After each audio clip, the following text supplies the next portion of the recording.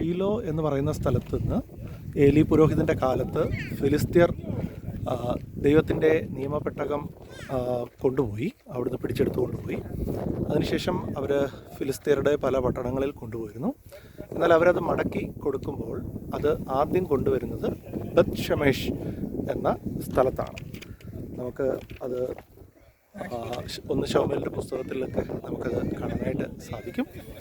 ഇതാണ് ബത്ത് ഷെമേഷ്. ഇവിടെയാണ് ആ പെട്ടകം കൊണ്ടുവന്നത്. ഇവിടെ നിന്ന് പിന്നെ അത് കിര്യത്ത് യയാരീമിലേക്കാണ് കൊണ്ടുപോകുന്നത്.